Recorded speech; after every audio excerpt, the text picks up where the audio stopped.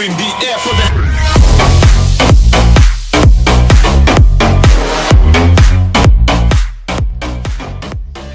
Hello guys, Turbocharged 51 over here! I hope you're having a splendid day wherever you are in the world. And guys, it is time for the Formula 1 summer break. For those of you F1 fans out there, you guys know that after round 12, the Hungarian Grand Prix, there's always a summer break. As the seasons have changed over the years, the summer break each time has been at another time and space, but with modern times, the F1 break is after the Hungarian Grand Prix. And I decided, as I'm doing career mode as my own little career, I decided that every season as we go to Hungary after the Hungarian Grand Prix, I will do a little bit of a video that is different with the vintage Formula 1 cars. And today we are doing a time trial around the Azerbaijan city circuit. I know you guys are asking, but why are you at Mexico at this stage?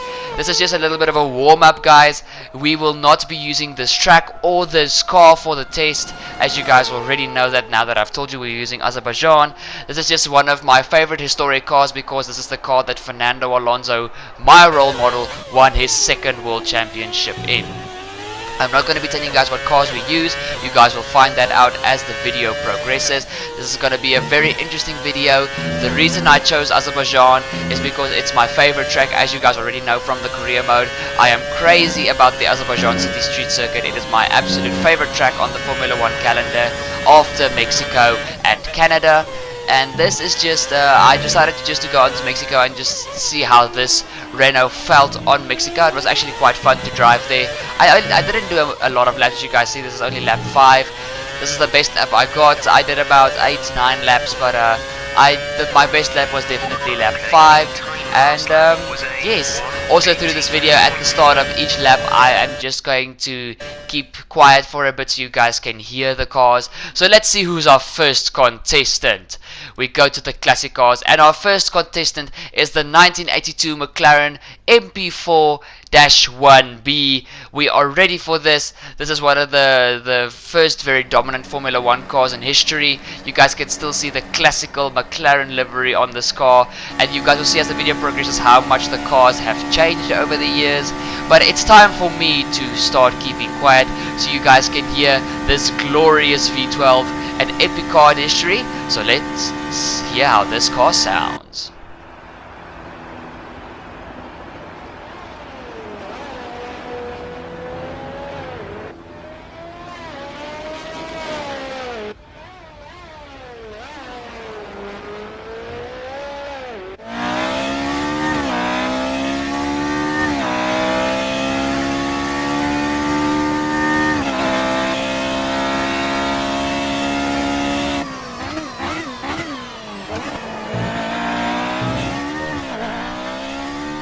An impressive exhaust note, if I have to say so myself. Not as iconic as the cars of the more modern 2000s era, but still, what I have to say about this car, guys, is this was an extremely fun car to drive. Also, what I also want to just add, as I know some of you guys that are going to go down in the comments and say, you know, your laps could have been faster. I know. I am not the best driver in the world, and this was just to get an estimate, but I also tried to go as fast as possible. But like you guys see, not all the laps are perfect. Some of these laps I did make a few mistakes, but it was just to get an overall estimate time. And these vintage cars, some of them are extremely hard to drive, so don't go down in the comments and hate on me very pretty, please. I know I'm not the best driver, but I gave it my best shot at this time. But further on about the car, guys, I understand why these old cars feel so epic to drive. Even though this car is so much slower than the modern cars, you just feel so good after completing a lap in this car. You feel like you've accomplished something. At this time and age, there was nothing like ABS, traction control or anything, and I know I still drive with the ABS assist on. With me being on a pad, it's really hard to get the sensation of not locking wheels perfect, so I will do that. I'll put off the ABS as soon as I get my wheel, and that'll be in a future stage. But we crossed the line with the 1 minute 59.323 for a car being more than 30 years old. Well, what's it, 92, 202? Yeah, this car is nearing 40 years old and it is still going strong. The The next car we have is the 1998 McLaren. This is one of the first cars to have that wonderful V10 engine, and for this, guys, I have to keep quiet. This is one of the most beautiful noises that has ever come forth in the car world. Not just motorsport, in the entire car industry. This is just beautiful. So I'm gonna keep quiet, just listen.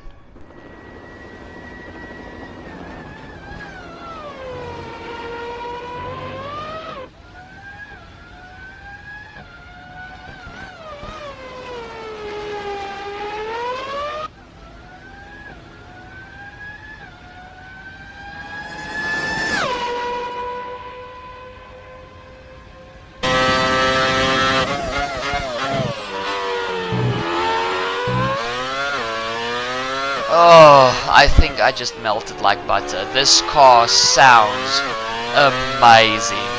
This is still one of the cars that only had a 6-speed gearbox, one of the very last cars to have a 6-speed gearbox.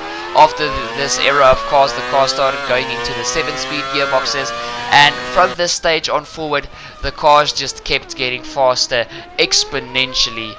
But as I have to be honest, guys, this was the hardest car to drive. Out of all the cars that I drove, this one was the hardest car to drive. You guys are going to be quite surprised what I tell you the second hardest car to drive was. But quickly, the reason this car was the hardest car to drive, this is a car with a normally aspirated V10. And at this time and stage, stuff like traction control was still new in the entire car industry. So these cars, with the immense amount of power they had, being on semi-slick tires, not full slick tires, and having that massive engine right behind you. Yeah, traction in these cars were something that was not known, even in real life, and trying to keep this car on circuit was one of the hardest things that I have done on this game ever since I got the game. So this lap you guys need to be proud of because it was very hard, but we crossed the line in a 1 minute 46.4, and already you guys can see just a little bit more than 10 years, it's actually 16 years on in the pipeline, how much the cars have gotten faster. But now we get to the daddy of all V10 F1 cars, Michael Schumacher's 2004 Ferrari F2004. That is actually the car's name. This is the ultimate car of the V10 era, and I am very quickly going to keep my mouth shut. Just listen to this beautiful noise.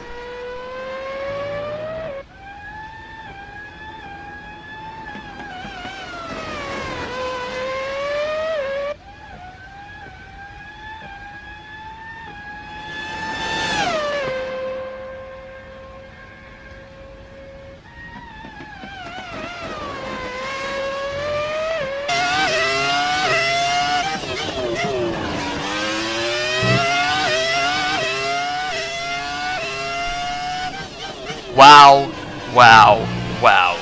This noise. I can live with this noise. Guys, after this lap, I just kept driving this car to listen to it. I didn't even go for quick lap times. If I made a mistake or bumped into the wall or something, I didn't care. The noise this thing makes is just amazing.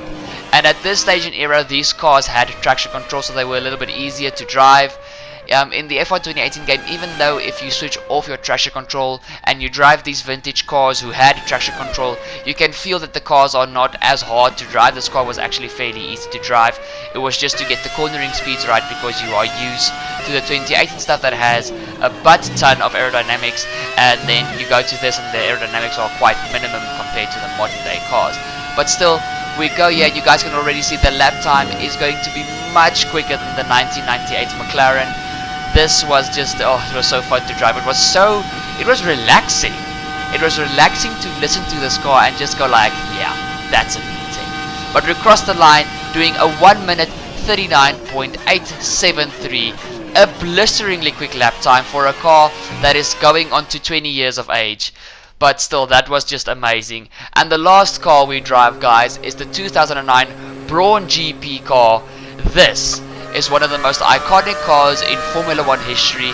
If you guys don't know the story about this car, I'll one day do a video about it. This is just an epic car. And also, this is where the cars transferred to V8 engines. Also, this car just sounds amazing. So I'm going to shut up. Just listen.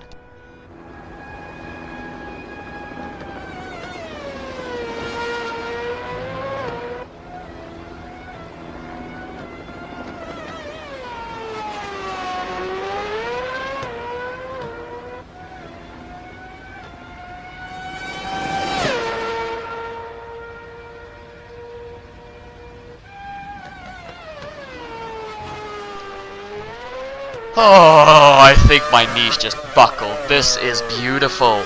Not better than the V10 engine. I have to be so little bit complacent. The V10s are my ultimate favorite F1 cars, but still, a V8 engine revving up to almost 18,000 RPM, and a soundtrack just Guys, listen in the corners when this thing breaks. It's got like every time you down gear, it's got like an instant gurgle. It's just, it sounds so amazing. It's the stuff of dreams. This is the seventh heaven. I'm honest, this is just, this noise. But like I said, you guys are going to be quite surprised by what I found the second hardest car to drive was, and it was this car. I don't know why, even though this car is on full slick tires, those tiny tires, boy, they don't have a lot of grip. And this thing, with not being turbocharged yet, the power of the naturally aspirated V8 engine is instant. The throttle response of this car was instantaneous. It was really a special thing to drive, even though I screamed a few times and raged. You guys see this is lap 1, you guys don't want to know how many times I restarted. But this was really fun to drive when I eventually got the lap done. But it is slower than the V10 car with a 1 minute 41.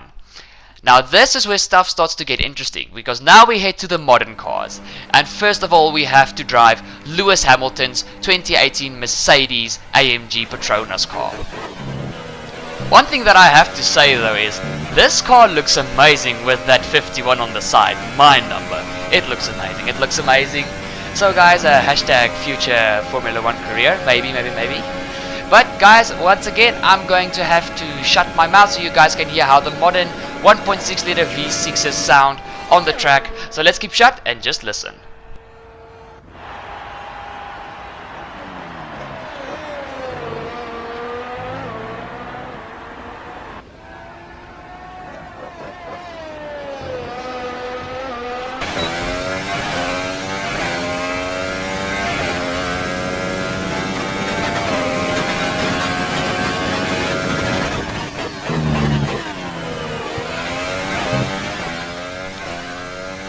Actually guys, if I have to be honest about the V6 engines, they are the least favorite engines that I have experienced with Formula 1.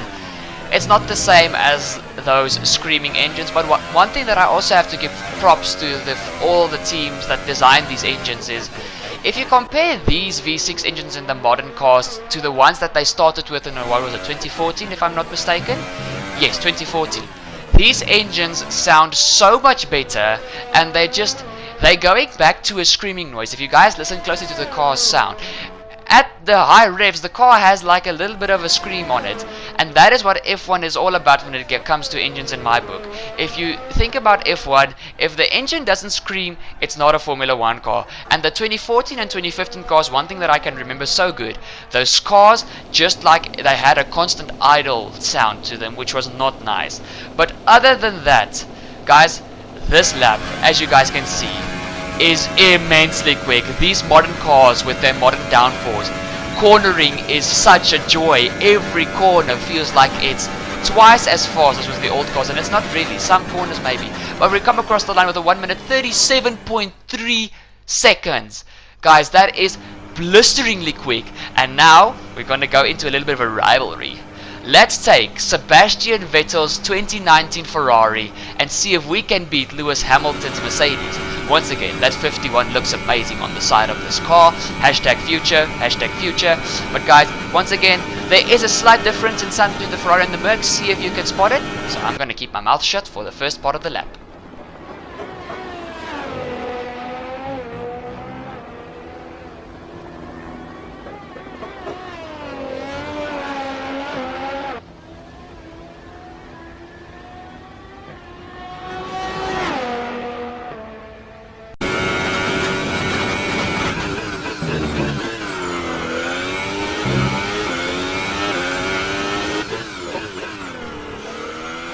Not a big difference in engine notes, if you guys have to be honest, but the Ferrari has got a little bit more of a patang to it, if I have to say so myself.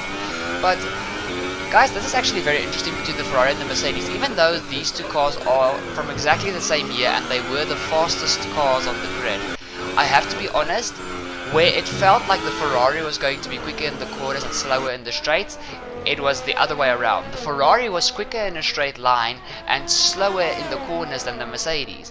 And as you guys know, if you are a very big Formula 1 fan like myself, since the V6 hybrid era started, the Ferrari was not the straight line speed car. It was always the cars with the Mercedes engines in the back that got the highest top end, the best acceleration, all those fancy stuff that has to do with the engine. So this tells me that Ferrari really made strides to get this car to where it is today. And with my personal opinion, I feel Ferrari should have won the 2018 Formula 1 season, but due to bad strategies and just not good planning, they didn't do it. But guys, look at the end of this lap. We are just more than half a tenth faster than the Mercedes, and that is why I did the thing that's gonna come up next. We're gonna watch a side-by-side comparison of the Mercedes lap and the Ferrari lap, to let you guys see how closely matched these two cars are. And yes, I know a lot of you are going to see the mistakes that I made on both laps, but you know what, that's fine by me. My personal standard is these two laps were quite good. I know there's more time to find, there's always more time to find, but not much from my driving capability that I had on F1 2018. I feel if I go to a wheel I can take off a lot of time, but for now I think the most I can take off on both laps is between 2 and 3 tenths max. I don't feel I can take any more time off. If I can, it would be quite good, but I'll maybe do a video later where I just see how fast I can possibly go, and then I'll do like 2 cars with just lap after lap after lap, and you guys will see how far I get. But as you guys see here at this stage, we are still basically side by side. The Mercedes is slightly ahead of the Ferrari. We go through the castle section, throughout the castle section, and we jump onto this. I almost want to say this is the back straight, even though it's one constant curve, but it's fine. We go into the 5th last corner. Through there, the Ferrari was definitely quicker through there. I felt even the Ferrari cornered worse, because it felt like it cornered better. I had much more confidence in the Ferrari, so GG's to Ferrari for building this car. But guys, look here, we go through this high-speed chicane. It's completely flat through there. The cars are nearly side by side down the straight. The Ferrari is just ahead of the Mercedes. We go over the DRS. You guys will hear the tick was just away from each other, but the Ferrari is going to take it home with being across the line by just over half a tenth. And how else do you celebrate than with donuts? But guys, that has been this video. I hope you guys enjoyed. Leave a like, hit that subscribe button, don't forget to ding the bell to never miss a future video. This has been Turbocharged 51, and you guys are going to get much more Formula 1 content. The summer break's almost done, so we'll be back soon. Cheers!